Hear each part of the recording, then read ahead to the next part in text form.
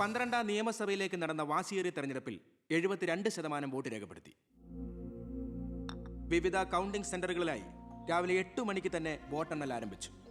ആകെയുള്ള 140 സീറ്റുകളിൽ ഫലമറിഞ്ഞ 120 മണ്ഡലങ്ങളിൽ KDF 61, ജനപക്ഷ മുന്നണി 59 സീറ്റ് നേടിയിട്ടുണ്ട്. കേരളത്തിലെ മുന്നണി സമവാക്യങ്ങളെ അട്ടിമറിക്കാൻ പോകുന്ന പുതിയൊരു രാഷ്ട്രീയ ധ്രുവീകരണത്തിനുള്ള സാധ്യതയാണ് ഇപ്പോൾ നമ്മുടെ മുന്നിലുള്ളത്. ഒരുപക്ഷെ കേരളത്തിലെ അടുത്ത മന്ത്രിസഭ ഒരു തൂക്ക് മന്ത്രിസഭയായിരിക്കും. ഹലോ, എണ്ണിത്തീരാറായോ? ജനപക്ഷ മുന്നണി സ്ഥാനാർത്ഥി 4612 വോട്ടിന് അച്ഛൻ ലീഡ് ചെയ്യുന്നുണ്ട്. അടുത്ത CM അച്ഛൻ തന്നെ. ഇപ്പോൾ കിട്ടിയ വാർത്ത, പുതുശ്ശേരി മണ്ഡലത്തിൽ KDF സ്ഥാനാർത്ഥി തൊമ്മൻ ചാക്കോ 4000 വോട്ടുകൾക്ക് വിജയിച്ചു. ഇത്തവണയും ഭരണം ലഭിച്ചാൽ KDF-ൽ മുഖ്യമന്ത്രിയാകാൻ സാധ്യതയുള്ള ആളാണ് തൊമ്മൻ ചാക്കോ. വയനാട് ജില്ലയിലെ സംവരണ സീറ്റിൽ KDF സ്ഥാനാർത്ഥിയും ആദിവാസി നേതാവുമായ ശ്രീ പൊറ്റക്കുഴി ചെല്ലപ്പൻ തെരഞ്ഞെടുക്കപ്പെട്ടു. ഇപ്പോൾ കിട്ടിയ വാർത്ത, ചിറ്റാരിക്കര മണ്ഡലത്തിലെ വോട്ടെണ്ണൽ പൂർത്തിയായി. സംസ്ഥാനം ഏറെ ഉറ്റുനോക്കിയ മണ്ഡലമായിരുന്നു ചിറ്റാരിക്കര. മുൻ മന്ത്രിയും KDF സ്ഥാനാർത്ഥിയുമായ ശ്രീ ബാലഗംഗാധര മേനോൻ മുന്നിട്ട് നിന്നിരുന്നുവെങ്കിലും ഇപ്പോൾ 3ാം സ്ഥാനത്തേക്ക് പിന്തള്ളപ്പെട്ടു. ഇരു മുന്നണികളെയും പരാജയപ്പെടുത്തി സ്വതന്ത്ര സ്ഥാനാർത്ഥി P. കൃഷ്ണകുമാർ വിജയിച്ചിരിക്കുന്നു. KDF-ന്റെ സജീവ പ്രവർത്തകനും യൂത്ത് വിങ്ങിന്റെ ജില്ലാ സെക്രട്ടറിയുമായിരുന്ന കൃഷ്ണകുമാർ തെരഞ്ഞെടുപ്പ് പ്രഖ്യാപന വേളയിലാണ് രാഷ്ട്രീയ അഭിപ്രായ ഭിന്നതയെ ചൊല്ലി സ്വതന്ത്രനായി മത്സരിക്കാൻ തീരുമാനിച്ചത്.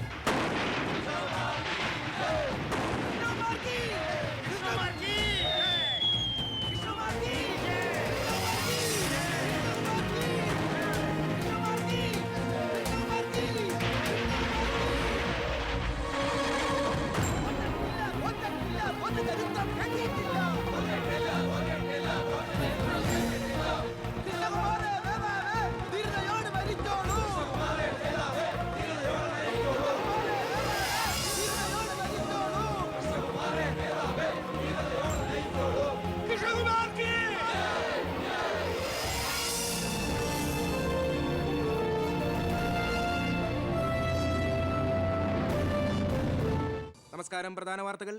തെരഞ്ഞെടുപ്പ് ഫലം പൂർത്തിയായപ്പോൾ വ്യക്തമായ ഭൂരിപക്ഷം ആർക്കും ലഭിക്കാത്തതിനാൽ കേരള രാഷ്ട്രീയം അനിശ്ചിതത്വത്തിൽ. ഇരു മുന്നണികളും സജീവ ചർച്ചയിലാണ്. കഴിഞ്ഞ തവണ 100 സീറ്റ് നേടിയ മുന്നണിയാ, ഇത്തവണ അത് 70 സീറ്റിൽ ഒതുങ്ങി. അത് നിങ്ങളുടെ ഭരണത്തിന്റെ നേട്ടാ. അത് നിങ്ങൾ കാലുവാരി കൊണ്ട് സംഭവിച്ചതാ. ഇങ്ങനെ പരസ്പരം പഴിയാരാതെ ഇനി എന്ത് വേണമെന്നാണ് ആലോചിക്കേണ്ടത്. എന്തൊക്കെ പറഞ്ഞാലും മുഖ്യമന്ത്രി രാജിവെക്കണം. രാജിവെക്കാൻ ഇവിടെ ആരും മുഖ്യമന്ത്രി ആയിട്ടില്ലടോ. നമുക്ക് ഇവിടെ ഭരിക്കാൻ പറ്റുമെന്ന് ഒരു തീരുമാനമായിട്ടില്ല.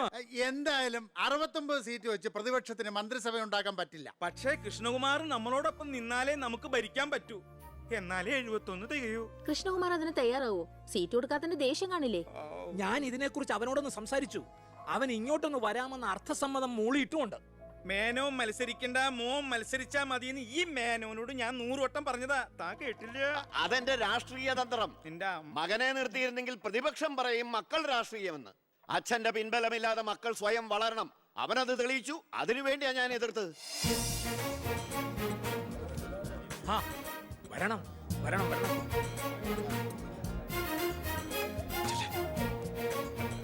മിടുക്കൻ മിടുക്കൻ. എന്നോട് പിണക്കൊന്നുമില്ലല്ലോ. എന്തിന്? ഇത് പൊളിറ്റിക്സ് അല്ലേ? ഇവിടെ വേണ്ടത് സ്പോർട്സ്മാൻ സ്പിരിറ്റ് അല്ലേ? നീ ഇരിക്കടാ. അങ്ങോട്ടിരിക്കേ. വേണ്ട സാർ. കൃഷ്ണകുമാറിന്റെ പിന്തുണ ഞങ്ങൾക്ക് പ്രതീക്ഷിക്കാമല്ലോ അല്ലേ? ഞാൻ പിന്തുണച്ചാലേ KDF-ന് മന്ത്രിസഭ ഉണ്ടാക്കാൻ സാധിക്കുമെന്ന് എനിക്ക് നന്നായിട്ട് അറിയാം. ചെറുപ്പം മുതൽ പ്രവർത്തിച്ചു പോന്ന പ്രസ്ഥാനത്തിന്റെ കൂടെ നിൽക്കാൻ എനിക്ക് സന്തോഷമേ ഉള്ളൂ. പക്ഷെ ഒരു ഡിമാൻഡ് ഉണ്ട്. ആഭ്യന്തരം എനിക്ക് കിട്ടണം.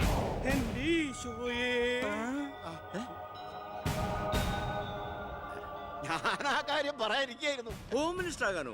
അത് നടപ്പില്ല. മന്ത്രി ആകണമെങ്കിലേ വകുപ്പിനെ കുറിച്ച് അറിയണം, പ്രവൃത്തി വരികയോ വേണം. ആരതൊക്കെ പഠിച്ചിട്ട് ഇവിടെ മന്ത്രിയാണത്? ദിവാരേട്ടൻ ഗതാഗത മന്ത്രിയായിട്ട് ഇരുന്നിട്ടില്ലേ? പണ്ടങ്ങോ ബസ്സിൽ കയറിയതാണോ പ്രവൃത്തി പരിചയം? വണ്ടി ഓടിക്കാൻ അറിയോ ദിവാരേട്ടന്? വേണ്ട. ആക്സിലേറ്റർ, ക്ലച്ചും ബ്രേക്കും തിരിച്ചറിയോ? ഇല്ല. ഇതായിരിക്കണേ കിഴിപ്പുള്ളി സാറ്.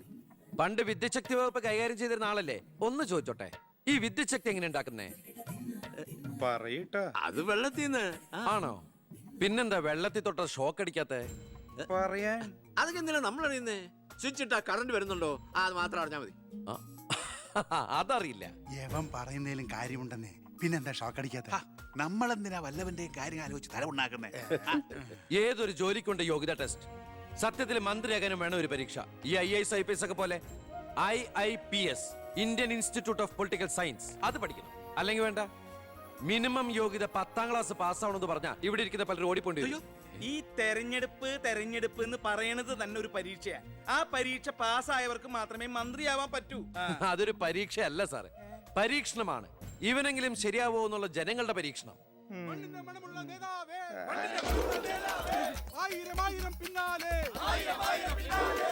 മതി, ഇനി നിങ്ങൾ ഇവിടുന്ന് ജൈവിച്ചോ. ഞാൻ പറയാതെ ആരും നിർത്തരുത്. മണമുള്ള നേതാവേ, ആയിരം ആയിരം പിന്നാലെ. എന്തിനാ ഇങ്ങനെ ഓരോന്നിനെ സൃഷ്ടിക്കണേ? അപ്പൊ സാറേ, എന്റെ കക്ഷി മത്സരിച്ച 3 സീറ്റിലും ഞങ്ങൾ വിജയം കണ്ടെത്തി കഴിഞ്ഞു. ഇവരുന്ന മന്ത്രിസഭയിൽ ആഭ്യന്തരം തന്നെ പിടിക്കാനാണ് എന്റെ തീരുമാനം. എങ്കിലും ഞാൻ ഇറങ്ങാണ്. അയ്യോ പോകല്ലേ, നമുക്ക് ചർച്ച ചെയ്യാം. എന്റെ തീരുമാനത്തിൽ മാറ്റൂല. ഇല്ലെങ്കിൽ വീണ്ടും ഒരു ഇലക്ഷൻ നേരിടാൻ അല്ല, തയ്യാറല്ല. ഞാൻ പറയുന്നു കേക്ക്. തിരക്ക് വേണ്ട, നിങ്ങൾ സമയമെടുത്ത് ആലോചിച്ചിട്ട് മതി. അവൻ പറഞ്ഞതിൽ ഒരു തെറ്റുമില്ല. ആഭ്യന്തരം അവന് തന്നെ കൊടുക്കണം. ആഭ്യന്തരം വിട്ടിട്ട് കാലിരിക്കില്ല. അഭ്യന്തരം എന്ന് പറയാൻ തനിക്ക് എന്ത് യോഗ്യതയാണോ ഉള്ളത്? മന്ത്രിസഭ ഉണ്ടാക്കാൻ അവൻ വേണം. കൃഷ്ണകുമാർ തനിക്കറിയോ? എന്നെ ഒന്നുകൂടെ വന്നേ. അവൻ പണങ്ങി പോയതാണോ? കാര്യം കാണാൻ കഴുതക്കാരും പിടിക്കണം. ഞാൻ ആരുടെ കാല് പിടിക്കണം പറഞ്ഞേ? തന്റെ കാല് പിടിക്കണോ? തന്റെ മോന്റെ കാല് പിടിക്കണോ? ഞാൻ ആരുടെയും പിടിക്കാൻ തയ്യാറാ. ഒന്നുകൂടെ ആലോചിച്ചിട്ട് പോരെ പക്വതയില്ലാത്ത ഒരുത്തന്റെ കയ്യിൽ ആഭ്യന്തരം കൊടുക്കാൻ. അവന്റെ പിറകിൽ ഞാനില്ലടോ. അവനെ മുന്നിൽ നിർത്തി ഞാൻ ഭരിക്കും. ആരൊക്കെ എന്തൊക്കെ പറഞ്ഞാലും ആഭ്യന്തരം ഞാൻ വിട്ടു തരില്ല. തനിക്ക് കൈയിട്ട് വരാൻ പറ്റിയ ഒരു വകുപ്പ് തന്നാ പോരെ? തരാം. എങ്കിൽ വനം മതി. നമുക്ക് സാവധാനം വെളുപ്പിച്ചെടുക്കാം. അതിന് യോഗ്യതയിലൊന്നും മാത്രം ആരും പറയരുത്. കാരണം ഞാൻ കാടിന്റെ മകനാണ്. കൃഷ്ണകുമാറായ ഞാൻ നിയമം വഴി സ്ഥാപിതമായ ഭാരതത്തിന്റെ ഭരണഘടനയോട് ഒരു മന്ത്രി എന്ന നിലയിൽ എന്റെ കർത്തവ്യങ്ങൾ വിശ്വസ്തയോടെ മനസാക്ഷിയെ മുൻനിർത്തി നിർവഹിക്കുമെന്നും ബി കൃഷ്ണകുമാർ ആഭ്യന്തരമന്ത്രിയായി സത്യപ്രതിജ്ഞ ചെയ്ത് അധികാരമേറ്റു. ഗവർണർ നരേന്ദ്ര ഷെറാവത്ത് സത്യവാചകം ചൊല്ലിക്കൊടുത്തു. തൊമ്മൻ ചാക്കോ മന്ത്രിസഭയിലെ ഏറ്റവും പ്രായം കുറഞ്ഞ മന്ത്രിയാണ് ബി കൃഷ്ണകുമാർ.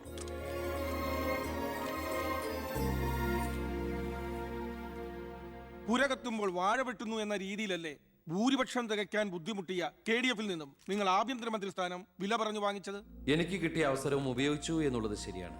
അത് പക്ഷേ എന്റെയും കുടുംബത്തിന്റെയും സാമ്പത്തിക ഭദ്രത അരക്കെട്ട് ഉറപ്പിക്കാനോ അധികാര ദുർവിനിയോഗത്തിനോ അല്ല, മറിച്ച് എനിക്ക് കിട്ടിയ ഈ അധികാരം ജനനന്മയ്ക്കായി വിവേകത്തോടെ ഉപയോഗിക്കാനാണ്. അച്ഛനെതിരെ മത്സരിച്ചപ്പോഴുണ്ടായ മാനസികാവസ്ഥ? ഞാൻ അച്ഛനെതിരായിട്ടല്ല, അച്ഛന്റെ രാഷ്ട്രീയ നയങ്ങൾക്കെതിരെയാണ് മത്സരിച്ചത്. രാഷ്ട്രീയം വ്യക്തിനിഷ്ഠമല്ല. അച്ഛനെ തോൽപ്പിച്ചപ്പോൾ എന്തു തോന്നി? ഞാനല്ലോ തോൽപ്പിച്ചത്, ജനങ്ങളല്ലേ. രാഷ്ട്രീയക്കാർ കൊള്ളരുതായ്മ കാണിച്ചാൽ വോട്ടിങ്ങിലൂടെ പുറത്താക്കാൻ ജനങ്ങൾക്ക് അവകാശമുണ്ട്. അപ്പോൾ താങ്കളുടെ അച്ഛൻ ശ്രീ ബാലഗംഗാധരൻ ഒരു കൊള്ളരുതാത്തവരും അഴിമതിക്കാരും ഒക്കെ ആണെന്നാണോ ബഹുമാനപ്പെട്ട മന്ത്രി പറയുന്നത്? ഞാനൊരു വ്യക്തിയല്ല ഉദ്ദേശിച്ചത്. അച്ഛൻ കുറ്റവിമുക്തനാണെന്ന് തെളിയിക്കപ്പെട്ട താങ്കൾ ഈ മന്ത്രിസ്ഥാനം ഒഴിഞ്ഞ് അദ്ദേഹത്തിന് വീണ്ടും ഒരു അവസരം നൽകുമോ?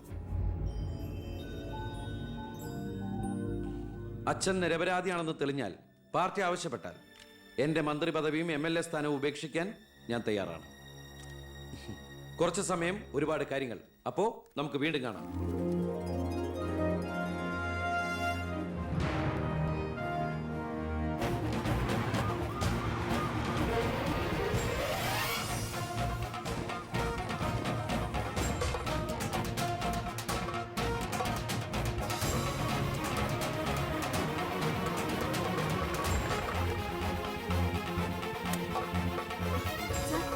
സോറി, ആവശ്യത്തിലേറെ ചോദ്യങ്ങൾക്കുള്ള ഉത്തരം ഞാൻ പറഞ്ഞു കഴിഞ്ഞു.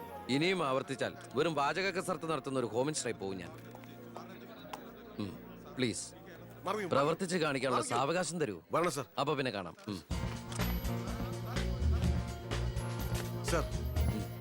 സാർ പറഞ്ഞില്ലേ കറപ്ഷൻ ഇല്ലാത്ത officers? DYSP Anantharaghavan, SI Prathap Varma. Sir please come. നമസ്കാരം sir. Excuse me sir. Sir, ഈ മന്ത്രിസഭ കാലാവധി പൂർത്തിയാക്കൂ. ക്യാബിനറ്റ് മീറ്റിംഗ് കഴിഞ്ഞിട്ട് പറയാം. 5 കൊല്ലം ഞാൻ ഇവിടെ ഉണ്ട്. മീറ്റിംഗ് കഴിഞ്ഞിട്ട് പറയാന്ന് പറഞ്ഞില്ലേ? എന്റെ പേഴ്സണൽ പ്രൊട്ടക്ഷൻ വിങ് എന്ന പേരിൽ സാറും സാറിന്റെ ഗ്രൂപ്പും എന്നോടൊപ്പം ഉണ്ടാവണം സർ. അത് പക്ഷെ എന്നെ പ്രൊട്ടക്ട് ചെയ്യാൻ വേണ്ടിയിട്ടല്ല, ഈ നാടിനെ പ്രൊട്ടക്ട് ചെയ്യാൻ എനിക്ക് നിങ്ങൾ ആവശ്യമാണ്. എന്നെക്കാൾ ഉയർന്ന റാങ്കുള്ള എനിക്ക് കമ്മ്യൂണിക്കേറ്റ് ചെയ്യാൻ എളുപ്പം സാറുമായിട്ട്.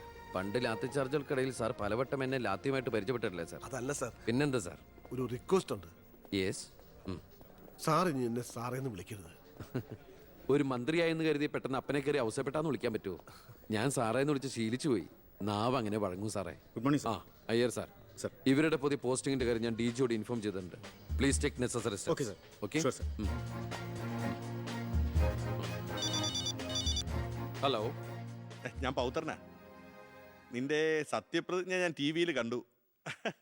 ഒരു യുവാവ് ഹോം മിനിസ്റ്ററായിട്ട് നീ ശരിക്കും ഷൈൻ ചെയ്ത് കേട്ടോ. ആരുടെയെങ്കിലും മുമ്പിൽ ഷൈൻ ചെയ്യണമെന്ന ഉദ്ദേശത്തോടെ ഞാൻ മന്ത്രിയായത്. ആ പിന്നെ ഞാൻ നിന്റെ പെങ്ങടെ പേരിൽ ഒരു എസ്റ്റേറ്റ് വാങ്ങിയില്ലായിരുന്നോ? ആ ഇവിടെ ഇപ്പൊ തേങ്ങയിടിയിൽ നടക്കുക. ഈ ഏരിയയിൽ കള്ളന്മാരുടെ ഭയങ്കര ശല്യമെന്നാണ് നാട്ടുകാർ പറയുന്നത്. നീ ഒരു 10-20 പോലീസുകാരെ ഇങ്ങോട്ട് ഏർപ്പാടാക്കണം. അവരെ നിക്കട്ടെ കാവലിന്. അളിയന്റെ തേങ്ങയ്ക്ക് പ്രൊട്ടക്ഷൻ തരാനുള്ളതല്ല കേരള പോലീസ്. അവർക്ക് വേറെ ജോലിയുണ്ട്. മിസ്റ്റർ പൗത്രന് വേറെ എന്തെങ്കിലും പറയാനുണ്ടോ?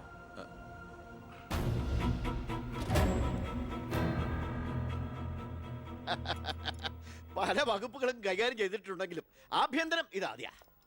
മരുന്ന് പയ്യനല്ലേ, അവന് എക്സ്പീരിയൻസ് ഇല്ലല്ലോ. അതുകൊണ്ട് ഭരണമൊക്കെ ഞാൻ തന്നെയാ. ആയിക്കോട്ടെ. ഓ, വിളിയോട് വിളി. അത് പിന്നെ വിളിക്കാതിരിക്കൂ. ആ. സാറിന്റെ ലഗ്നം അപാര. ഇനി അങ്ങോട്ട് ശുക്രദേശയാ. തട്ട് ചെണ്ടയ്ക്കും ഓ, തുട്ടുപാരാർക്കും. അങ്ങനെ. ഞാൻ ഉദ്ദേശിച്ചത് മന്ത്രിയായതിന്റെ ചെണ്ടോട്ടും ആഘോഷവും എന്നാ. ഇരിക്കടാ. ഇരിക്കേ. അച്ഛാ ഒരു മിനിറ്റ്. അനുഗ്രഹം മേടിക്കാനായിരിക്കും. ഓ, ചെന്ന് ചെന്ന്. ആയിക്കോട്ടെ ആയിക്കോട്ടെ. ആ. ഈശോയെ. അച്ഛൻ അവിടെ ഇരിക്കേ. ഇത് മന്ത്രിയുടെ കസേരയല്ലേ. ഇവിടെ ഇരിക്കേണ്ട ഞാൻ ഇവിടെ ഇരുന്നില്ലെങ്കിൽ അവിടെ പട്ടി കയറി ഇരുന്ന് ഇറങ്ങി. ഞാൻ ഉദ്ദേശിച്ചത് ഒരു ബനാന ടോക്കാണ്. പഴഞ്ചൊല്ല് ഷോ കയ്യിൽ നിന്ന് പോയി ഉണ്ടായിരുന്നു. അച്ഛൻ ഒരുപാട് കൊല്ലായിട്ട് ഈ നാടിനു വേണ്ടി കഷ്ടപ്പെടുന്നതല്ലേ. ഇനി കുറച്ചു കാലം റെസ്റ്റ് എടുക്ക്. നമുക്ക് ആരോഗ്യമൊക്കെ നോക്കണ്ടേ? അതെ അതെ, മകൻ ഇവിടെ ഹോം മിനിസ്റ്റർ ആകട്ടെ, അച്ഛൻ ഇനി കുറച്ച് നാള് ഹോമിലെ മിനിസ്റ്റർ ആകട്ടെ. വേണ്ടല്ലേ? ആ അമ്മേ, ഞാൻ ഓഫീസിൽ എത്തിയുള്ളൂ. പിന്നെ അച്ഛൻ അങ്ങോട്ട് വരുന്നുണ്ട്. ആ കുറച്ചു കാലം അവിടെ കാണും. സന്തോഷായില്ലേ? അച്ഛന് ഇഷ്ടപ്പെട്ട ആഹാരങ്ങളൊക്കെ ഉണ്ടാക്കി കൊടുക്കണം. പാലടയും പ്രഥമനൊക്കെ ആയിക്കോട്ടെ. വേണമെങ്കിൽ വീട്ടിൽ ഒരു ATM കൗണ്ടർ ഞങ്ങൾ ഏർപ്പാടാക്കി തരാം. ATM? അതെ, എനി ടൈം മദ്യം ചുമ്മാ അടിച്ച് വീലായിട്ട് വാള് വെച്ചോട്ടെ സാർ. ഇനിയിപ്പോ ആര് ചോദിക്കാൻ? എന്തിനാ സാർ എന്ന് സമയം കളയുന്നത്? ഇപ്പൊ പോയ സന്ധിക്കുമ്പോ വീട്ടിലെത്താം. ഇവിടെ ഞങ്ങൾക്ക് 100 കൂട്ടം പണികളുണ്ടെന്നേ. അച്ഛനോട് നിന്നാലേ നമ്മുടെ പണി നടക്കത്തില്ല. ഓ, എന്തൊക്കെ ആഗ്രഹങ്ങളായിരുന്നു. പോകുന്ന പോക്ക് കണ്ടില്ലേ, CPU കമ്പ്യൂട്ടറിനെ പോലെ. സർ, കളക്ടർ ഗോപിനാഥൻ കാണാൻ വന്നിട്ടുണ്ട്. വെയിറ്റ് ചെയ്യാൻ പറയൂ. കുറെ നേരമായി വെയിറ്റ് ചെയ്യുന്നു സർ. ആ കുറച്ചേരം കൂടി വെയിറ്റ് ഇട്ടയ്യർ സാറേ. Okay sir. ഇയാൾ ആരാ? സ്വാമിനാഥൻ അയ്യർ, M.Com LLB, എന്റെ PA. അയ്യോ, അപ്പൊ ഞാനോ? താൻ വേറെ 8ാം ക്ലാസ്സും കുസ്തിയില്ല. അപ്പൊ എന്റെ പോസ്റ്റ്? എടോ, നിന്ന നിൽപ്പിൽ മറുകണ്ഠം ചാടിയ തന്നെ ഞാൻ എങ്ങനെ വിശ്വസിക്കാനാ? ഇനി തിരികെ അങ്ങോട്ട് ചെന്ന് അവിടെ വിശ്വസിക്കില്ല. അതെന്റെ കുറ്റമല്ല. അപ്പൊ ഞാൻ എന്ത് ചെയ്യും? ആ താനെന്തെങ്കിലും ചെയ്യും. അയ്യോ.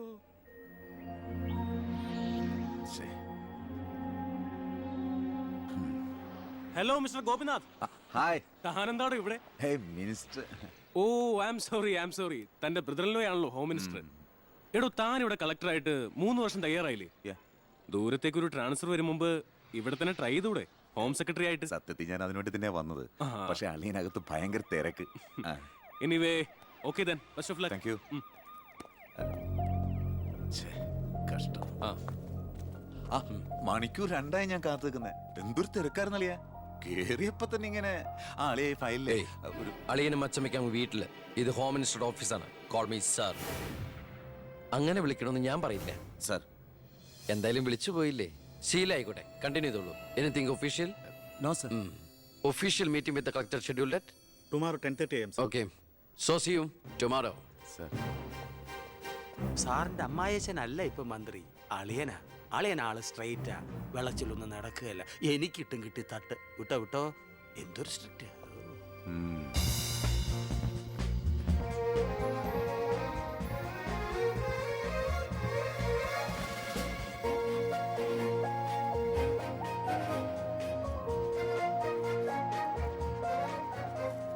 Welcome to police conference. Please come sir.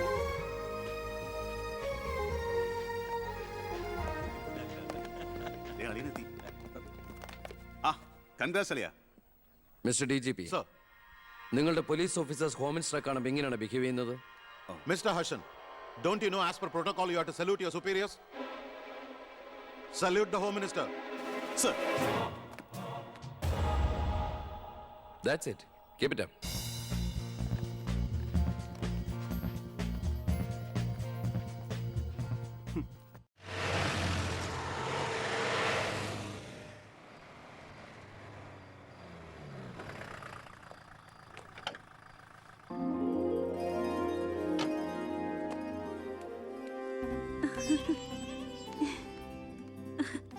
ഏട്ടാ അമ്മേ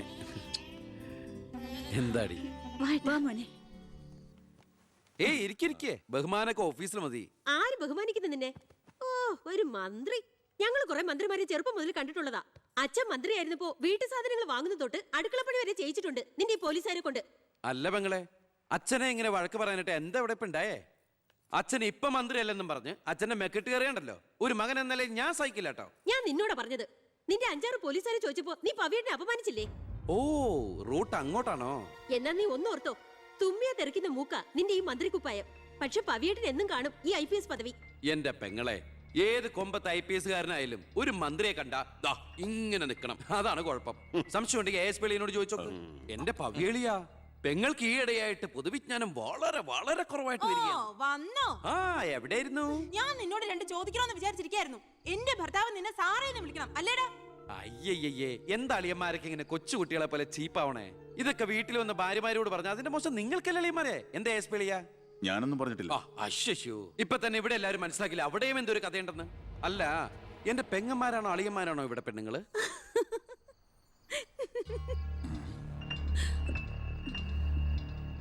അച്ഛാ, അച്ഛനെങ്കിലും ഒന്ന് പറഞ്ഞു കൊടുത്തൂടെ കുട്ടികൾക്ക് ഓഫീസ് വേറെ വീട് വേറെ എന്ന്?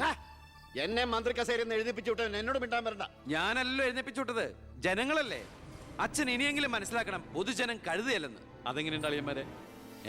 എല്ലാരും പോവാണോ? നീ ഉച്ചയ്ക്ക് ഊണ് കഴിക്കാൻ വരുമെന്ന് കരുതി നിനക്ക് ഇഷ്ടപ്പെട്ട പാൽപ്പായസം വരെ ഞാൻ ഉണ്ടാക്കി. അമ്മയ്ക്ക് അറിഞ്ഞൂടെ അമ്മേ മന്ത്രിമാരുടെ തിരക്കൊക്കെ? നീ ഇരിക്കെ. അതെ, ഇവിടെ ഇരുന്നാൽ എനിക്ക് ഇങ്ങോട്ട് ഇറങ്ങൂല്ല അമ്മേ. ഇനി ഞാൻ ഇന്ത്യൻ പ്രധാനമന്ത്രി ആയാലും എനിക്ക് അടുക്കളയിൽ ഇരുന്നാലും ഇറങ്ങും. അതിന്റെ സ്വാദം വേറെ തന്നെയാ. അമ്മ ഇങ്ങോട്ട് വന്നേ. ഇവന്റെ ഒരു കാര്യം. അതെ, ഇവിടെ എല്ലാവരും ചേർന്ന് ഏട്ടനെ പുഴുങ്ങി തിന്നാൻ നോക്കി നിൽക്കായിരുന്നു. എല്ലാം വാല് മടക്കിയത് കണ്ടില്ലേ? കാലക്കേട്ട കലക്കണുണ്ട്. ഈ കഞ്ഞില് പയറും ചമ്മന്തിയൊക്കെ കൂടിയിട്ട് കൈയിട്ട് ഇങ്ങനെ കലക്കി എന്തോ സാധനം അറിയോ? കുറച്ച് വേണം. മീനു, വേറെ കഞ്ഞി വിളിക്കുന്നു. ഞാൻ തമാശ അമ്മ. എത്ര നേരം അവിടെ നിന്നെ വിളിച്ചു പോകുന്നു? എന്താടി ചെവി കേട്ടൂടാ നിനക്ക്? നിന്റെ ആങ്ങളെ കൂട്ടാനോ അയാളുടെ പുളിച്ച കോമാളിത്തരം കേട്ട് പൊട്ടിച്ചിരിക്കാനല്ലോ നിനക്ക് നേരം? നിന്റെ 2 ചേച്ചിമാരെ കണ്ട് പഠിക്കടി. അവര് ഭർത്താക്കന്മാരെ ശരണം പറഞ്ഞ് ജീവിക്കുന്ന കണ്ടില്ലേ? അതെങ്ങനെയാ? കണ്ണി കണ്ടവരോടൊപ്പം കറങ്ങി നടന്നൊരു വിഴുപ്പിനല്ലേ എന്റെ അല്ലെ കെട്ടിവെച്ചത്? അനാവശ്യം പറഞ്ഞാണ്ടല്ലോ. കുന്നുകളയും ഞാൻ. അറിയില്ല നിനക്കെന്നെ. എന്റെ മനസ്സാരെങ്കിലും വേദനിപ്പിച്ചാ അത് ഞാൻ നിന്നോട് തീർക്കും. അളിയാ, ഒരു മിനിറ്റ് ഒന്നും വന്നേ. ഞാനെന്തോ പറയണോന്ന് വിചാരിച്ചല്ലോ. കഞ്ഞി കുടിച്ചോണ്ടിരിക്കും. എനിക്കെന്തേലും ദേഷ്യം തോന്നിയാ, വിഷമം തോന്നിയാ ഞാനത് നേരിട്ട് തീർക്കും. മേലാൽ ഇത് ആവർത്തിക്കരുത്. എന്താടാ അവിടെ ഒരു ശബ്ദം കേട്ടത്? വിഷു ഒക്കെ ആവാറായില്ല അമ്മ. ഞങ്ങൾ വെറുതെ പടക്കം പൊട്ടിച്ച് കളിച്ചാ. ഗുഡ് നൈറ്റ് അളിയാ. അമ്മ ചെന്ന് കഞ്ഞി കുടിക്കേ.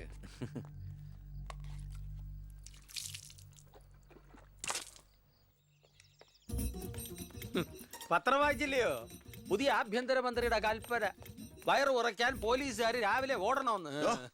ഞാൻ പണ്ടേ ഓടാറുണ്ട്. എന്റെ കർത്താവേ, കുതിരയ്ക്ക് വെച്ച് കഴുതയ്ക്കും ഉണ്ടോ? എന്റെ ഈശോയെ, ഞാൻ സാറിനല്ല ഉദ്ദേശിച്ച. ഓ, നല്ല മസില. അളിയാ, ഒരു മിനിറ്റ്. അയ്യോ, അതിനല്ല. എന്ത് ചെയ്യാനാ?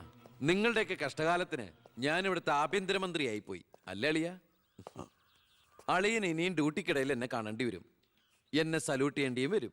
തെറ്റ് കണ്ട ഞാൻ എന്തെങ്കിലും പറയുകയും ചെയ്യും. ആ അരിശം മുഴുവൻ അളിയൻ വന്ന് പെങ്ങളെടുത്ത് തീർക്കും. അത് കണ്ട ഞാൻ തിരിച്ചടിക്കും. അങ്ങനെ അടിയും തിരിച്ചടിയൊക്കെ ആയിട്ട് പോണ്ടതാണോ അളിയാ നമ്മുടെ ഈ മാതൃകാ കുടുംബം? ഒന്നുമില്ലെങ്കിലും നമ്മൾ അളിയനും അല്ലേ അളിയാ? അതുകൊണ്ട് ഞാൻ ഇരുത്തി ചിന്തിച്ചൊരു തീരുമാനം എടുത്തു. സെൻട്രൽ ഹോം ഡിപ്പാർട്ട്മെന്റിലേക്ക് അളിയനൊരു ട്രാൻസ്ഫർ ഓൺ ഡെപ്യൂട്ടേഷൻ. ഓർഡർ. നാളെ തന്നെ ജോയിൻ ചെയ്യണം. All the best. എങ്ങോട്ട്? ബീഹാറിലേക്ക്. ബീഹാറിലേക്കോ? ബീഹാർ ബെസ്റ്റ് സ്ഥലമാണ് അളിയാ. നോ, എനിക്ക് പറ്റില്ല. നിനക്കെന്നെ ശരിക്കും അറിയില്ല. എന്താ അളിയ ഇങ്ങനെ ചില തെണ്ടി പിള്ളേരെ പോലെ? ഇത് ഗവൺമെന്റ് ഓർഡർ അല്ലേ? അത് ഹോം മിനിസ്റ്റർ നേരിട്ട് തരുന്നത്. അനുസരിച്ചേ പറ്റൂ. എന്താ ഇവിടെ?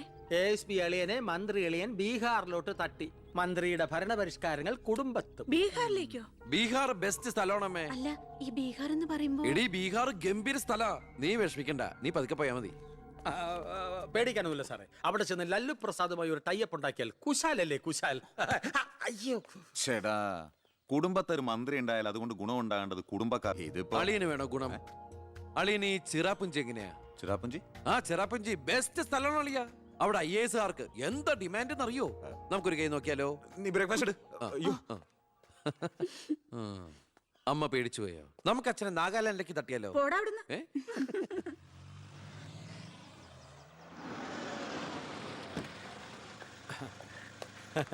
നമസ്കാരം. നമസ്കാരം. Good morning. Good morning. മനസ്സിലായില്ലേ? മേഴ്സി വർഗീസ്, ഇവിടുത്തെ ഫേമസ് പബ്ലിക് പ്രോസ്റ്റിറ്റ്യൂട്ടാ. പഴയ ജോലിയൊക്കെ നിർത്തി ഇപ്പൊ അച്ഛന്റെ കേസ് മാത്രമേ എടുക്കൂ. കൂടെ കയറിയങ്ങ് പോ. വൃത്തിയിട്ടവനെ, താനാ പറഞ്ഞതിന്റെ അർത്ഥം എനിക്കറിയോ? വേശ്യെന്നാ. മാഡം മാഡം മാഡം അറിയാതെ നാ ഒന്ന് പിഴച്ചു പോയതാണ്. മാഡം എന്റെ സ്വന്തം അമ്മയെ പോലെയാണ്, അല്ല, സ്വന്തം ഭാര്യയെ പോലെയാണ്. പെങ്ങളെ പോലെയാണെന്നാണ് ഞാൻ ഉദ്ദേശിച്ചത്. എന്താ ഇവിടെ ബഹളം? കയ്യും കബളും കൂടെ കൂട്ടിമുട്ടിയതാ. ഓ, ഈ കള്ളനായിരുന്നോ? ഞാൻ കള്ളനല്ല, കള്ളന് കഞ്ഞി വെച്ചു. സെക്യൂരിറ്റി, തൂക്കിയെടുത്ത് പുറത്താക്കണോ ഇവനെ? ഞാൻ ഉദ്ദേശിച്ചത് ഇയാൾ ഒന്നും ഉദ്ദേശിക്കണ്ട. മേലിൽ മുറ്റത്ത് കാലി കുത്തിപ്പോരുത്. ഞാൻ ഈ കാല് എന്റെ ഉദ്ദേശങ്ങളൊന്നും പഴയതുപോലെ ഫലിക്കുന്നില്ലല്ലോ. തെളിവുകളും സാക്ഷിമൊഴികളും അനുകൂലമാണെങ്കിൽ പിന്നെ ഒന്നും പേടിക്കാനില്ല. സെൽഫോൺ ഒരു പ്രധാനപ്പെട്ട തെളിവല്ല. അതിലേക്ക് ആർക്ക് വേണമെങ്കിലും വിളിക്കാം, തിരിച്ചും വിളിക്കാം. പക്ഷേ ശാരിയുടെ സാക്ഷിമൊഴി പ്രധാനമാണ്. അതിലൂടെ മാത്രമേ വെട്ടൂർ ശിവനും ഈ കൊലയും തമ്മിലുള്ള ബന്ധം വാദിഭാഗത്തിന് തെളിയിക്കാൻ പറ്റൂ. ഈ വെട്ടൂർ ശിവൻ നിരപരാധിയാണെങ്കിൽ അച്ഛനും നിരപരാധിയാണ് അല്ലേ മാഡം? അതെ. അപ്പോ എങ്ങനെയും ശാരിയുടെ മൊഴി നമുക്ക് അനുകൂലമാക്കണം. അച്ഛൻ ആ കുട്ടിയോടൊന്ന് സംസാരിച്ച. ഓ, ഇവിടുത്തെ പഴയ ബാല്യക്കാരുടെ മോളാ അവള്. ഇനി ഞാൻ അവളെ കാല് പിടിക്കണമെന്ന് പറഞ്ഞാ? അച്ഛാ, ഇപ്പൊ ആവശ്യം നമ്മുടെതാ. അവൾ അനുസരിക്കും. അതിനുള്ള തന്ത്രങ്ങളൊക്കെ അച്ഛൻ അറിഞ്ഞൂടെ?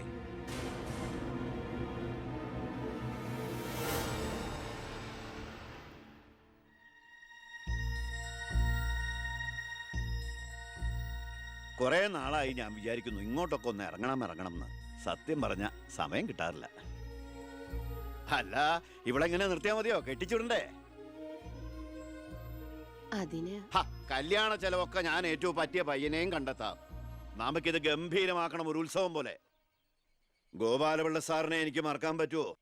എന്നെ രാഷ്ട്രീയത്തിലേക്ക് കൈപിടിച്ച് കയറ്റിയ രാഷ്ട്രീയ ഗുരുവാണ് നിന്റെ മുത്തച്ഛൻ. മരിക്കാൻ കിടക്കുമ്പോ ഞാൻ അദ്ദേഹത്തിന് കൊടുത്ത വാക്കാ, ഈ കുടുംബം അനാഥാകില്ലെന്ന്. എന്നാ ഞാൻ ഇറങ്ങട്ടെ. ഞാൻ എന്തോ മറന്നല്ലോ. മോളെ, പിന്നെ മോൾക്കറിയാമല്ലോ, നിരപരാധിയായ എന്നെ ഒരു കേസിൽപ്പെടുത്തിയ വിവരം. ആ പ്രതിക്കെതിരെയുള്ള മോളുടെ മൊഴി അതൊന്നും മാറ്റി പറയണം. ഞാൻ സത്യം പറയൂ. എന്റെ മുന്നിൽ വെച്ച് നടന്ന കൊലപാതകത്തിന് കൂട്ടു നിൽക്കാൻ എന്നെ കിട്ടില്ല.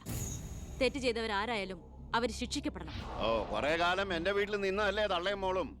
ഉണ്ട ചോറിന് നന്ദി കാണിക്കാൻ പറ ദേവകിയമ്മ അമ്മളോട്. അമ്മ പറയില്ല. സാറ് പണ്ട് നന്ദി സൂചകമായി എന്റെ മുത്തശ്ശന് കൊടുത്ത വാക്ക് വിധവയായ എന്റെ അമ്മയെ അടിച്ചു തളിക്കാരിയാക്കാമെന്നല്ല, നല്ലൊരു ജോലി വാങ്ങിക്കൊടുത്ത് സ്വന്തം പെങ്ങളെ പോലെ സംരക്ഷിക്കാമെന്നായിരുന്നു. സാറിന്റെ വീട്ടിലെ കരിയും പുകയും കൊണ്ട് എല്ലും മുറിയെ പണിയെടുത്തിട്ട് തന്നെയാ എന്റെ അമ്മ എന്നെ വളർത്തിയത്. ഒരു ബാല്യക്കാരിയുടെ കൂലിക്കണക്ക് പറഞ്ഞാ കുറെ കാശ് ഇങ്ങോട്ട് തരാനുണ്ടാവും. ഞാഞ്ഞൂളിനും പത്തി കൊള്ളാം. നീയൊക്കെ മാനം മര്യാദയായിട്ട് ജീവിക്കുന്ന എനിക്കൊന്ന് കാണണം.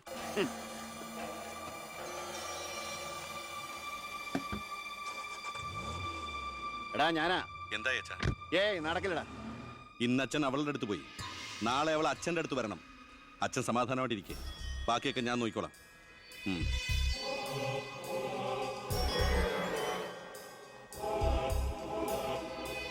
ഞാനാ. പേര് ശാരിക, കോട്ടപ്പുറം സ്കൂളിലെ ടീച്ചറാ.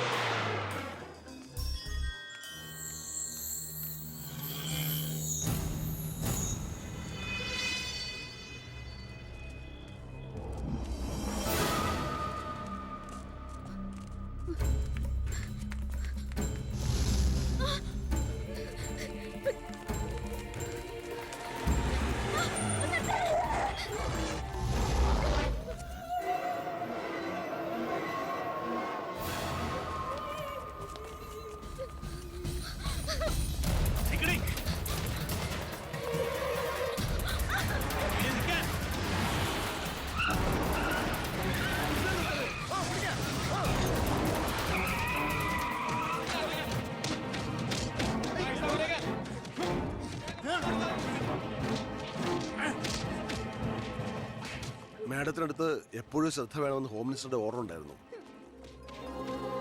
വരട്ടെ, പിടിച്ചു കയറ്റില്ലാത്തിനെ.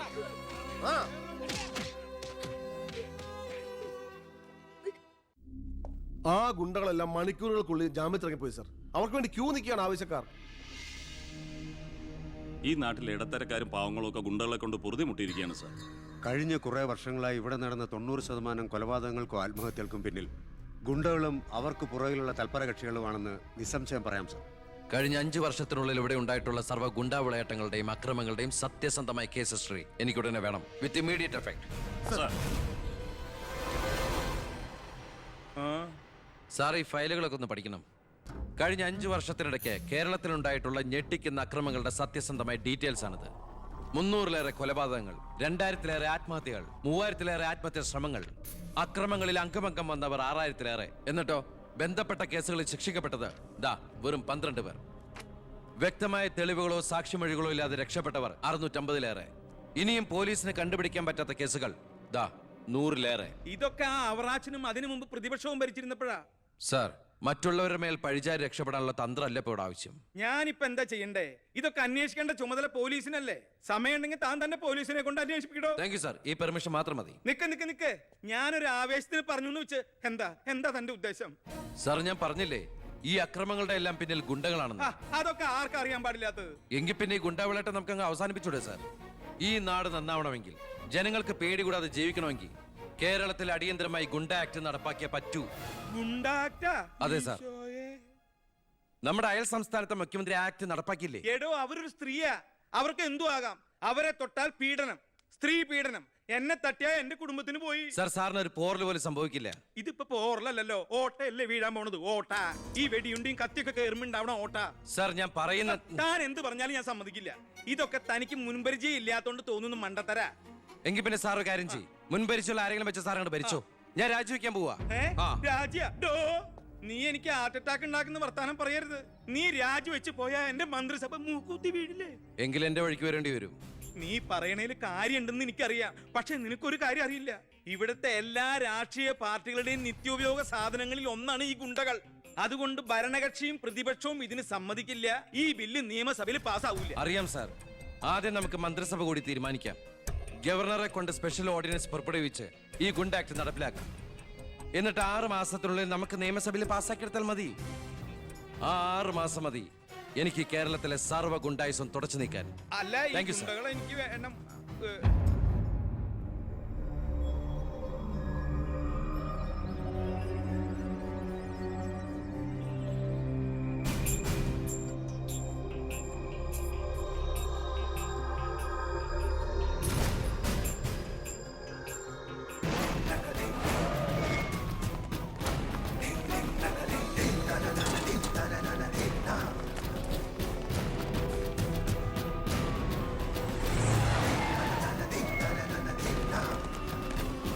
Na na na na na na na na na.